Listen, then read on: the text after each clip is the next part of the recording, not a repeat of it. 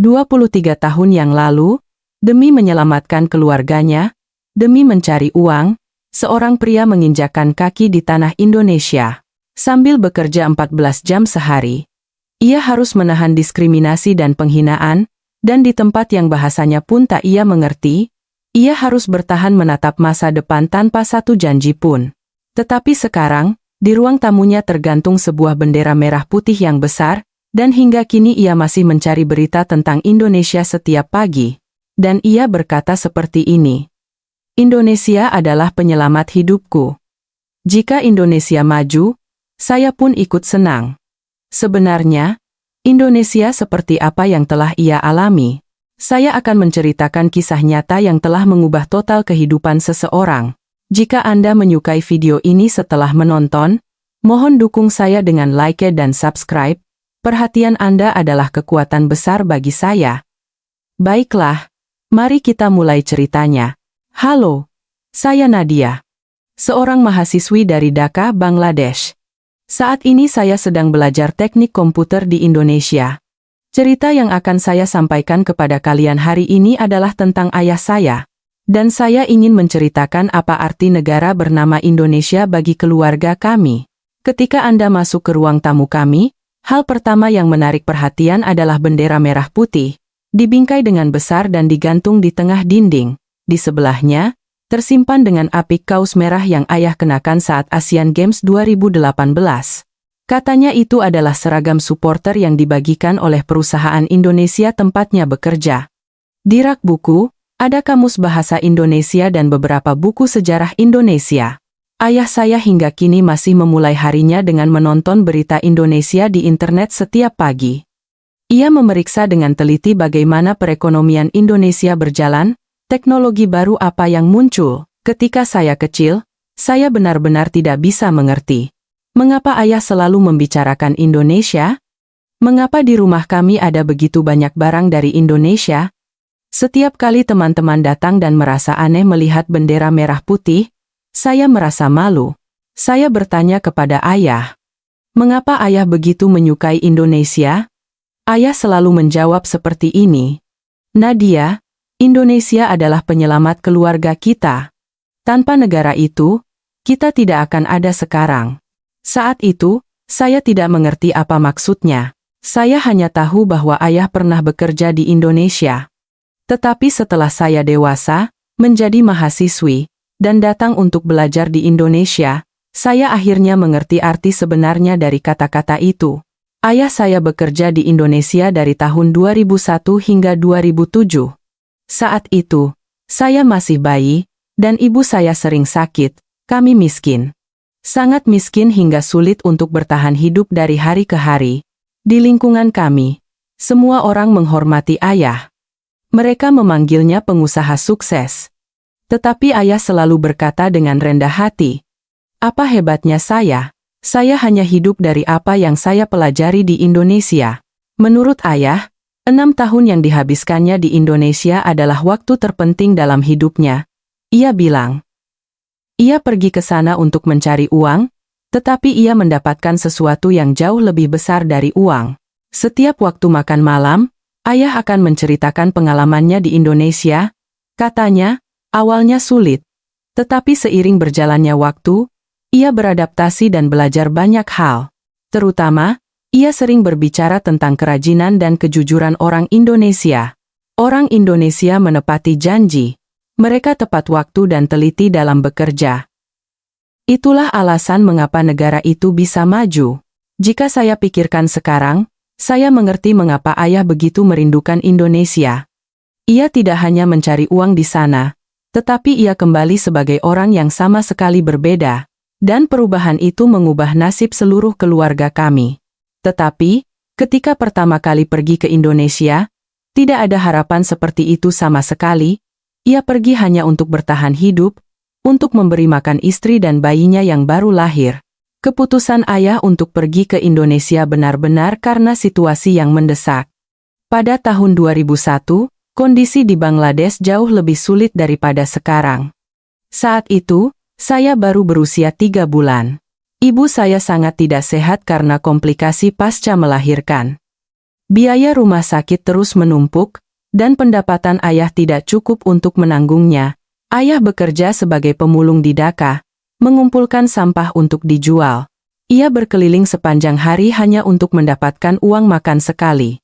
Kadang-kadang, jika beruntung, ia bisa mengumpulkan banyak besi tua atau plastik dan mendapatkan uang untuk makan selama 2 hari. Saat itu benar-benar putus asa. Istriku sakit, bayiku menangis, dan tidak ada yang bisa kulakukan. Setiap kali ayah menceritakan masa itu, suaranya bergetar. Katanya, hatinya masih sakit jika mengingat masa itu. Suatu hari, seorang teman dari lingkungan sekitar datang. Ia bilang ada yang mencari orang untuk bekerja di Indonesia. Pekerjaannya di sebuah pabrik pencelupan kain, dan gajinya jika diubah ke mata uang Bangladesh sangatlah besar. Awalnya aku tidak percaya. Rasanya tidak mungkin mereka akan memberikan uang sebanyak itu. Tetapi tidak ada pilihan lain. Ia harus membayar biaya rumah sakit ibu dan membesarkan saya. Ayah membereskan segalanya dan naik pesawat ke Indonesia. Ketika tiba di Bandara Soekarno-Hatta, ayah benar-benar terkejut, karena bandara itu tergolong modern, semuanya serba canggih. Benar-benar dunia yang berbeda dari Bangladesh. Bandaranya saja sudah beda. Bersih, tertata, dan sistemnya berjalan dengan teratur. Ah, negara ini memang berbeda, pikirku. Tetapi kenyataannya tidak mudah. Ia mulai bekerja di sebuah pabrik pencelupan kain di Bekasi, dan harus bekerja 14 jam sehari. Gajinya juga lebih rendah dari yang dijanjikan, dan tempat tinggalnya sangat buruk.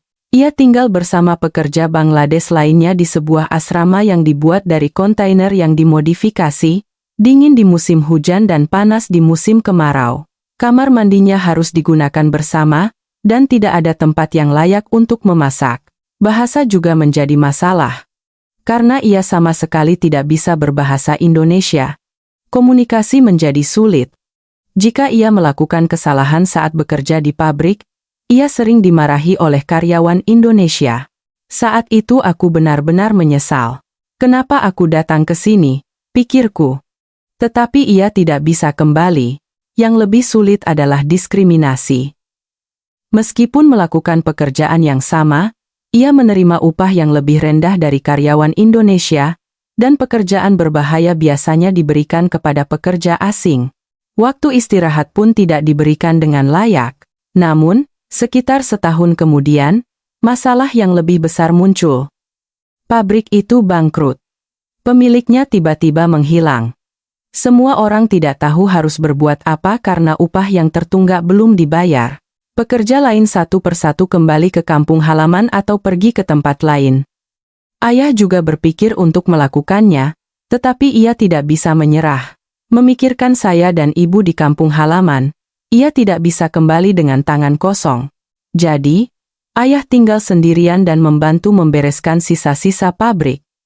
Ia merapikan mesin-mesin, membereskan sisa bahan, dan membersihkan semuanya. Saat itu, ia tidak tahu bahwa ketekunannya akan menjadi titik balik dalam hidupnya. Saat ayah sendirian membereskan pabrik, suatu hari seorang pria paruh baya datang ke pabrik. Pria itulah yang mengubah hidup ayah saya. Beliau adalah pemilik perusahaan pemasok bahan kain, yang pernah berbisnis dengan pabrik yang bangkrut itu.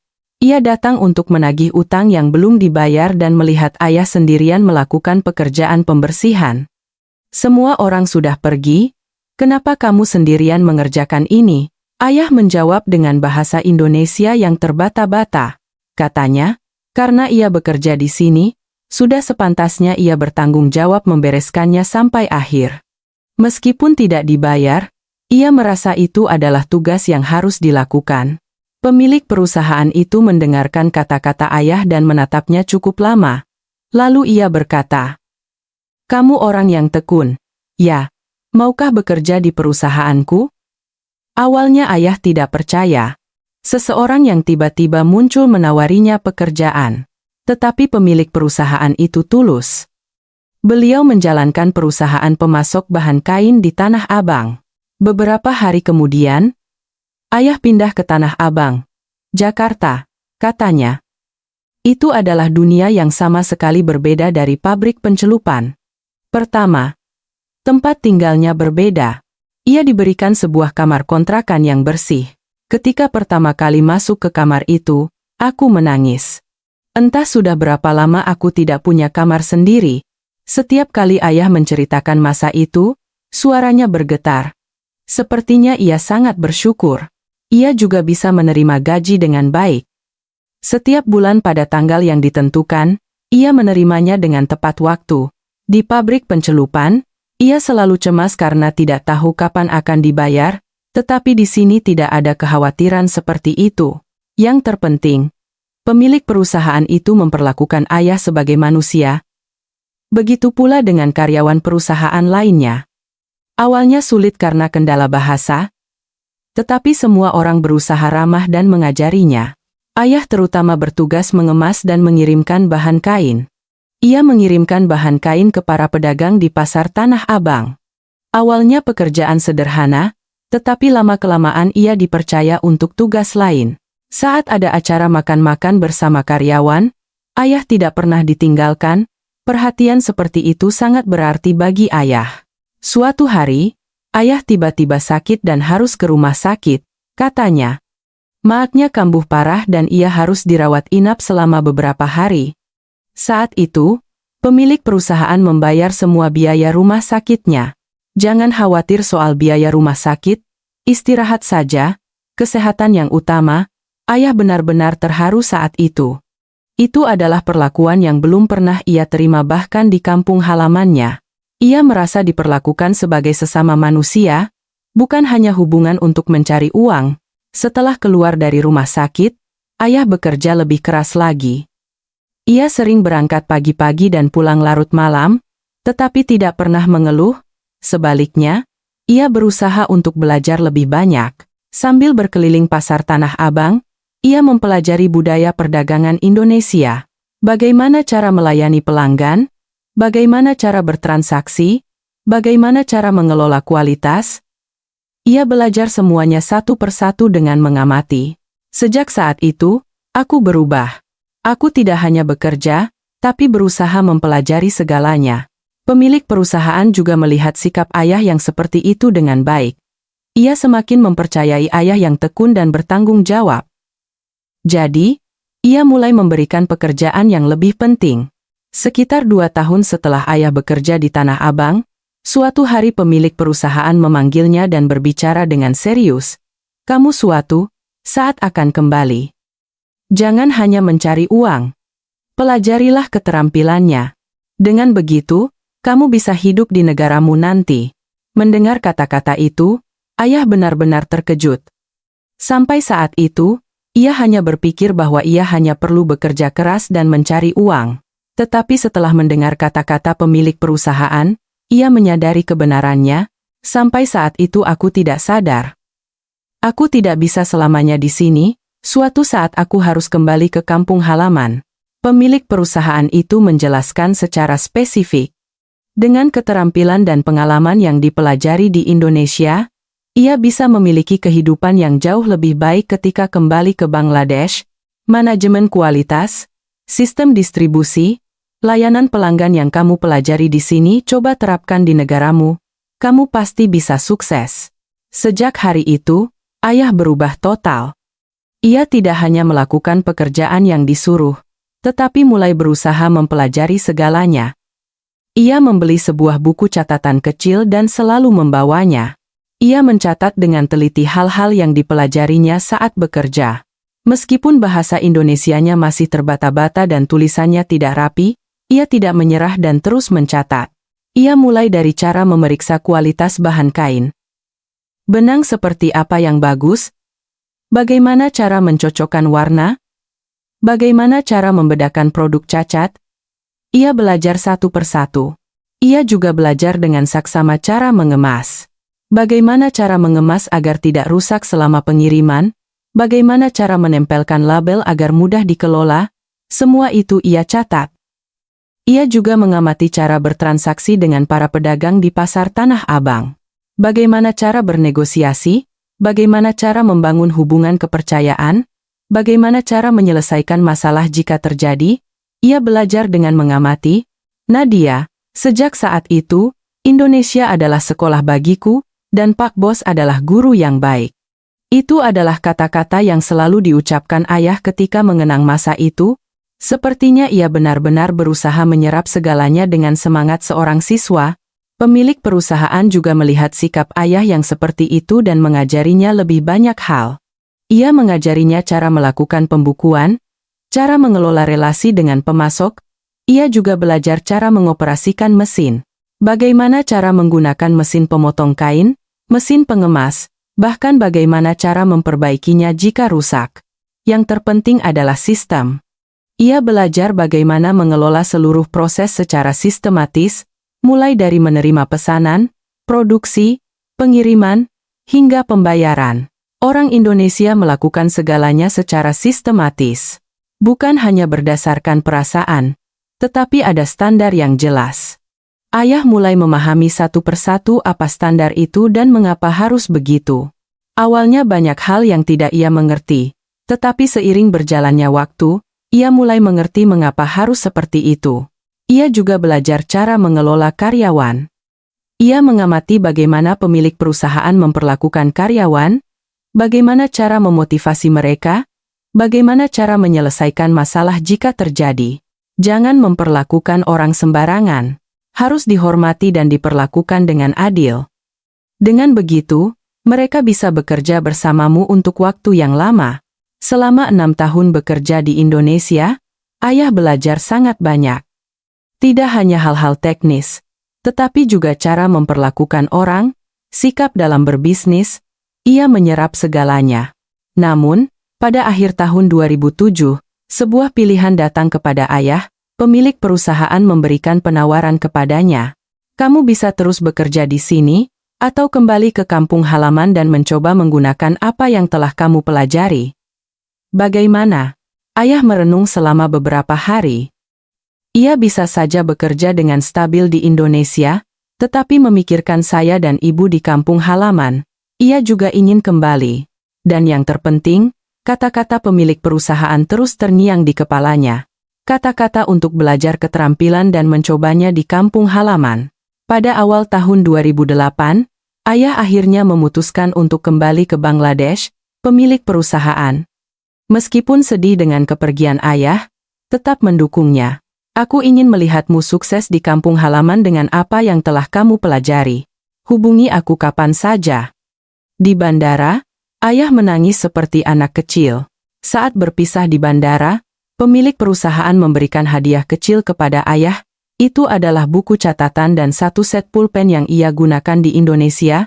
Hingga kini, barang-barang itu masih tersimpan dengan baik di rumah kami.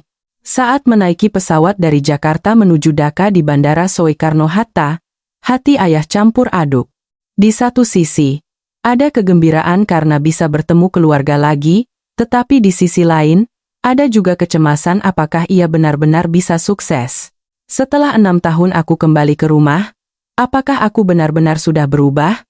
Bisakah aku benar-benar mencapai sesuatu? Ketika tiba di Bandara Dhaka, saya tidak mengenali ayah. Karena saat ia pergi, saya masih terlalu kecil. Tetapi begitu melihat saya, ayah langsung menangis. Putriku sudah sebesar ini. Jerih payah ayah bekerja keras di Indonesia, terbayar sudah. Setelah kembali ke rumah, ayah pertama-tama fokus pada pengobatan ibu. Ibu bisa mendapatkan perawatan yang layak di rumah sakit yang baik. Dan ia juga banyak bermain dengan saya, tetapi rencana ayah yang sebenarnya adalah hal lain, yaitu memulai bisnis dengan keterampilan yang dipelajarinya di Indonesia. Selama beberapa bulan, ia melakukan riset pasar. Ia mengamati dengan teliti bagaimana bisnis bahan kain berjalan di sekitar Dhaka, masalah apa saja yang ada, sangat berbeda dengan apa yang kulihat di Indonesia. Manajemen kualitasnya berantakan, tidak ada sistem, dan layanan pelanggannya sangat buruk. Ayah melihat celah di sana. Ia yakin bahwa jika ia melakukannya dengan cara yang dipelajarinya di Indonesia, ia pasti akan memiliki daya saing. Ia mendirikan pabrik bahan kain kecil di pinggiran Dhaka. Awalnya sangat kecil. Hanya ada 5 karyawan, Dan mesinnya pun hanya beberapa unit bekas yang ia beli. Tetapi ayah melakukan segalanya persis seperti yang ia pelajari di Indonesia. Pertama, ia menyediakan asrama yang layak bagi para karyawannya. Ia memastikan mereka bisa tinggal di kamar yang bersih. Gajinya juga dibayarkan tepat waktu pada tanggal yang ditentukan. Di Bangladesh, ini adalah hal yang tidak biasa. Kebanyakan pabrik sering menunggak gaji. Ia juga menerapkan sistem manajemen kualitas. Ia menerapkan metode inspeksi yang dipelajarinya di Indonesia. Produk cacat sama sekali tidak dikirimkan. Awalnya semua orang memandang aneh, kenapa begitu ketat? Tetapi seiring berjalannya waktu, mereka sadar bahwa kualitas produk kami berbeda. Ia juga menjaga kebersihan dengan ketat. Ia selalu menjaga kebersihan di dalam pabrik dan memberikan pelatihan kebersihan kepada para karyawan. Pelatihan keselamatan juga dilakukan secara berkala. Layanan pelanggannya juga ala Indonesia. Jika menerima pesanan, ia menjanjikan tanggal pengiriman yang tepat dan selalu menepati janji itu. Jika ada masalah, ia segera menyelesaikannya. Awalnya, banyak orang di sekitarnya yang meragukan. Apakah orang baru ini bisa berhasil? Tetapi, beberapa bulan kemudian, kabar mulai menyebar. Produk pabrik itu, kualitasnya beda. Orang yang bekerja di sana gajinya dibayar tepat waktu. Pesanan terus meningkat. Karena pelanggan lama puas, mereka merekomendasikan ke tempat lain, dan dari mulut ke mulut, pelanggan baru pun berdatangan. Dalam setahun, jumlah karyawannya meningkat menjadi 20 orang. 2 tahun kemudian, menjadi 50 orang. Pabriknya pun harus diperluas 2 kali lipat. Orang-orang di lingkungan sekitar mulai berkata, katanya belajar dari Indonesia, ternyata kerjanya benar-benar seperti orang Indonesia. Setiap kali mendengar itu, ayah merasa bangga. Itu adalah bukti bahwa apa yang dipelajarinya di Indonesia benar-benar berhasil. Yang terpenting, kehidupan keluarga kami berubah total. Ibu kembali sehat, dan saya bisa bersekolah di sekolah swasta terbaik di Bangladesh. Nadia, sekarang kamu bisa melakukan apapun yang kamu impikan. Semua ini berkat apa yang ayah pelajari di Indonesia. Apa yang ayah bawa dari Indonesia bukan hanya keterampilan semata. Cara ia memperlakukan orang, sikap kerjanya, cara mempersiapkan masa depan, semuanya telah berubah. Saya masuk universitas pada tahun 2019. Saya diterima di jurusan teknik komputer di universitas teknik terbaik di Bangladesh, berkat ayah. Saya bisa belajar tanpa khawatir tentang biaya kuliah. Saat saya tingkat 2 universitas, saya mengambil kelas studi pembangunan internasional, dan dosen saya menceritakan hal yang menarik. Akhir-akhir ini, pemerintah kita banyak mencontoh model Indonesia. Mulai dari cara pembangunan ekonomi hingga sistem administrasi, kita berusaha meniru Indonesia. Saat itu, wajah ayah terlintas di benak saya. Ternyata ayah sudah melihat dan mempelajarinya lebih dulu di Indonesia, pikir saya.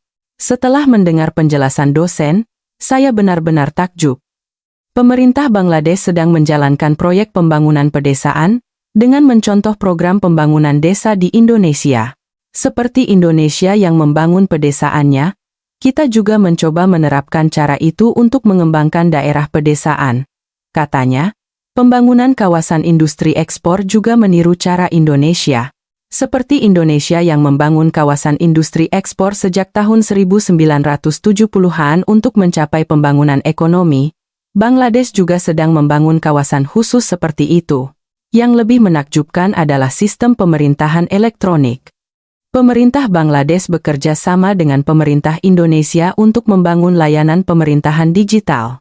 Dalam beberapa tahun ke depan, kita juga akan bisa mengurus administrasi kependudukan melalui internet dan melakukan berbagai pendaftaran secara online seperti di Indonesia. Setelah pulang, saya menceritakan hal itu kepada ayah. Ayah tersenyum dan berkata, ayah sudah melihat itu 20 tahun yang lalu. Di Indonesia, semua itu sudah ada.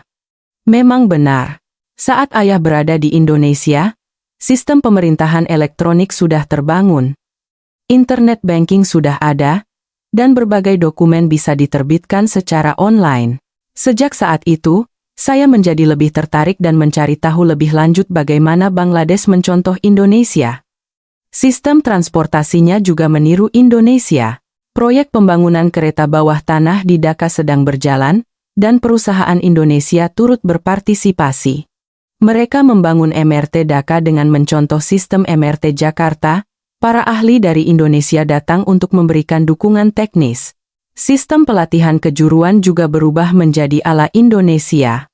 Pemerintah Bangladesh mengadopsi sistem Politeknik Indonesia untuk mendirikan lembaga pendidikan teknik.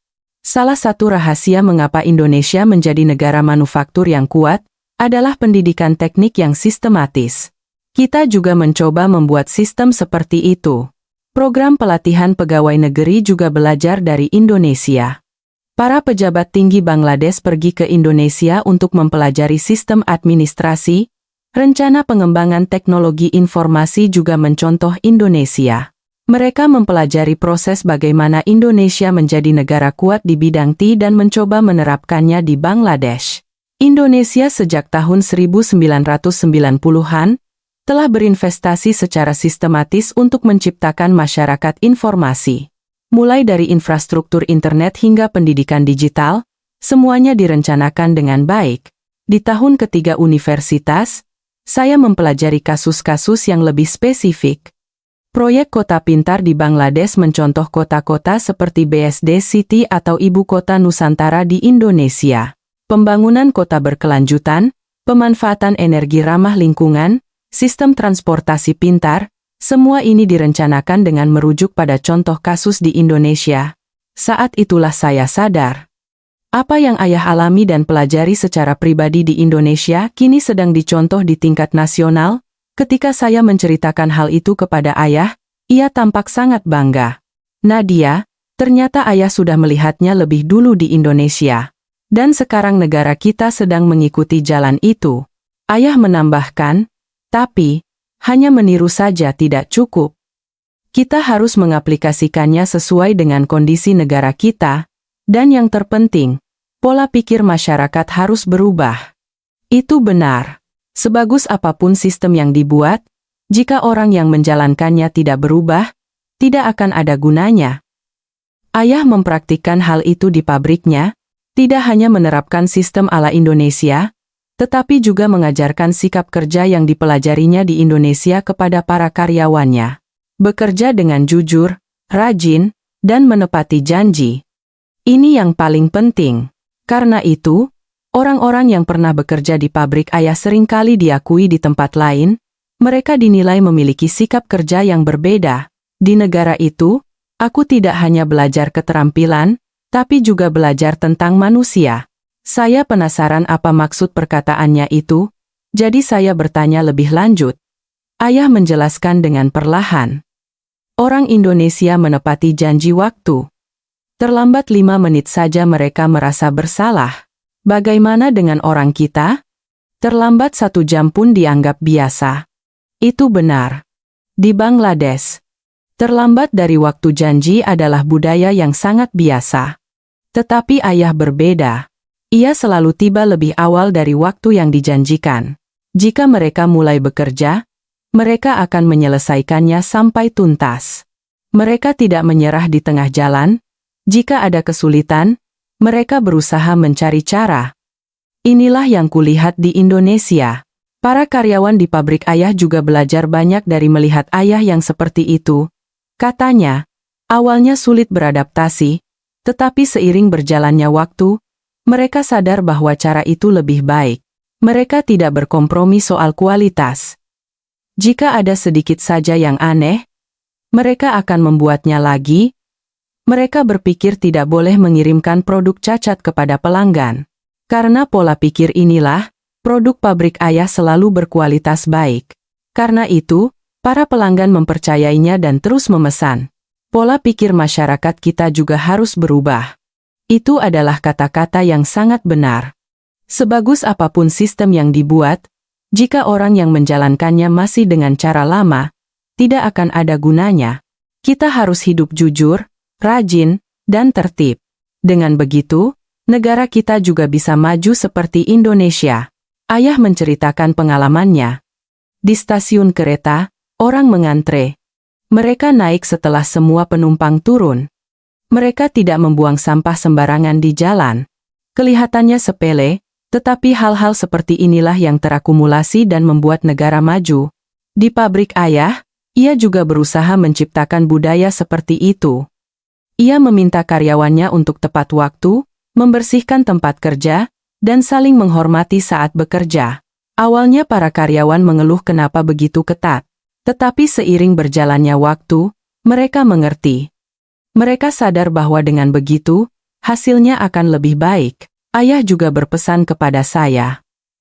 Nadia, kamu juga akan segera belajar di Indonesia. Di sana, jangan hanya belajar teknologi. Perhatikan baik-baik bagaimana orang berpikir dan bertindak. Kata-kata ayah saat itu masih saya ingat sampai sekarang. Seperti Indonesia yang mengubahku, aku berharap kamu juga kembali dengan mengubah sesuatu dari Indonesia. Ayah tidak hanya memikirkan kesuksesan pribadinya. Ia ingin mengubah orang-orang di sekitarnya dengan apa yang telah ia pelajari, dan lebih jauh lagi, berkontribusi pada kemajuan negara secara keseluruhan. Aku mengubah satu orang, kamu kembali dan mengubah satu orang lagi. Jika terus seperti itu, suatu saat negara kita juga akan berubah. Karena filosofi ayah itulah, saya tidak lagi hanya berpikir untuk masuk ke universitas yang bagus dan mendapatkan pekerjaan yang baik. Saya mulai berpikir bagaimana saya bisa berkontribusi pada kemajuan negara kita dengan apa yang telah saya pelajari. Transfer teknologi itu penting, tetapi transfer pola pikir lebih penting. Itulah rahasia kemajuan yang sebenarnya. Itu adalah kata-kata yang selalu ditekankan oleh ayah, dan saya semakin memahami makna dari kata-kata itu. Seperti ayah, saya berpikir bahwa saya harus kembali dari Indonesia dengan membawa tidak hanya teknologi, tetapi juga pola pikir mereka. Saya pikir, itulah cara untuk membalas budi yang telah diterima ayah. Pada musim semi tahun 2023, akhirnya kesempatan datang kepada saya. Saya diterima di program Magister Kecerdasan Buatan di sebuah universitas di Indonesia. Saya bahkan mendapatkan beasiswa. Ayah sangat senang mendengar kabar itu. Tetapi di saat yang sama, ia juga sangat khawatir. Nadia, Indonesia pasti sudah jauh lebih maju daripada 20 tahun yang lalu. Kamu harus belajar lebih banyak dari ayah. Malam sebelum keberangkatan, ayah menunjukkan buku catatan tua itu kepada saya, buku catatan yang ia gunakan saat bekerja di Indonesia. Ini adalah buku catatan yang mengubah hidup ayah. Belajarlah dengan semangat seperti ini. Di dalam buku catatan itu, penuh dengan tulisan tangan ayah. Ada yang ditulis dalam bahasa Indonesia, ada juga yang dalam bahasa Bengali. Meskipun sudah 20 tahun berlalu, ia masih menyimpannya dengan baik. Ketika tiba di Bandara Soekarno-Hatta, saya benar-benar terkejut. Bandara itu jauh lebih besar dan lebih modern daripada bandara tahun 2001 yang pernah ditunjukkan ayah. Saat melewati gerbang imigrasi otomatis, saya berpikir, bagaimana perasaan ayah di bandara ini 20 tahun yang lalu? Pasti perasaan campur aduk antara antusiasme dan ketakutan. Saya juga merasakan hal yang sama. Dalam perjalanan dari bandara ke universitas, saya terpesona melihat pemandangan di luar jendela mobil. Jalanan yang bersih dan tertata, mobil-mobil yang berjalan dengan tertib, struktur kota yang dirancang secara sistematis, semuanya sangat mengesankan. Sekarang aku mengerti mengapa ayah begitu merindukan Indonesia. Setelah tiba di asrama dan merapikan barang-barang, saya menelepon ayah. Ayah, di sini luar biasa. Ayah tertawa dan menjawab, tentu saja. 20 tahun yang lalu saja sudah begitu, sekarang pasti lebih maju lagi, belajarlah yang banyak.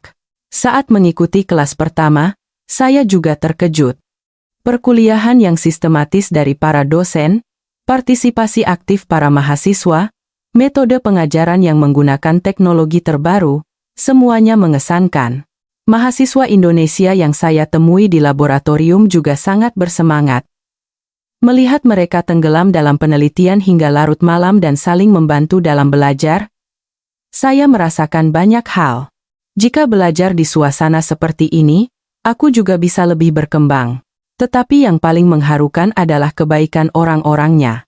Orang-orang yang membantu saat saya tersesat, orang-orang yang berusaha memahami bahasa Indonesia saya yang terbata-bata.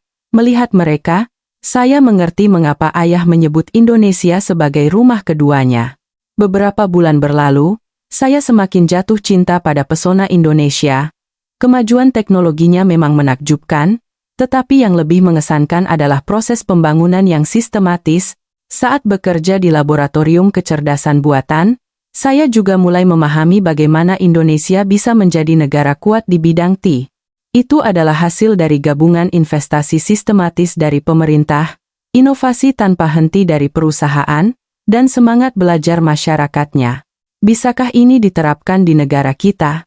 Setiap hari saya memikirkan hal itu. Saya merenungkan bagaimana teknologi kecerdasan buatan yang saya pelajari di sini bisa dimanfaatkan untuk pembangunan Bangladesh. Di akhir pekan, saya berkeliling ke berbagai tempat di Indonesia. Saya mengunjungi kota-kota lain seperti Surabaya, Yogyakarta, dan juga pergi ke Bali. Dimanapun saya pergi, saya merasakan bahwa negara ini benar-benar telah berkembang secara sistematis. Setiap kali saya menelepon ayah secara berkala untuk memberi kabar, saya menceritakan hal-hal baru yang saya pelajari. Ayah selalu berkata, "Bagus, bagus sekali. Belajarlah yang banyak. Dan ingat, jangan hanya belajar teknologi, pelajari juga pola pikirnya." Setelah 1,5 tahun, saya telah belajar sangat banyak. Tidak hanya teknologi kecerdasan buatan, tetapi juga ketekunan, kegigihan, dan sikap saling peduli orang Indonesia. Saya belajar semuanya. Sebentar lagi saya akan menyelesaikan program magister dan kembali ke Bangladesh. Saat itu, seperti ayah, saya ingin berkontribusi pada kemajuan negara kita dengan apa yang telah saya pelajari di Indonesia. Seperti ayah yang mengubah orang-orang di sekitarnya dengan bisnis bahan kainnya, saya ingin sedikit memajukan negara kita dengan teknologi kecerdasan buatan. Saya yakin waktu yang saya habiskan di Indonesia ini akan menjadi titik balik dalam hidup saya. Perubahan yang dialami ayah 20 tahun yang lalu, saya juga sedang mengalaminya sekarang. Seperti ayah yang kembali dengan membawa keterampilan, saya juga akan kembali dari sini dengan membawa masa depan. Saya percaya, itulah cara untuk membalas budi yang telah diterima keluarga kami. Video hari ini sampai di sini. Indonesia hingga kini bagi sebagian orang adalah negara teknologi, negara kesempatan, dan negara yang mengubah hidup. Seseorang memilih tanah asing hanya untuk menyelamatkan keluarganya.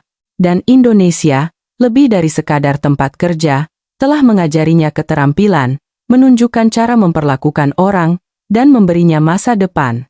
Kehidupan pria itu berubah, nasib keluarganya pun berubah, dan sekarang putrinya berjalan kembali menuju negara itu.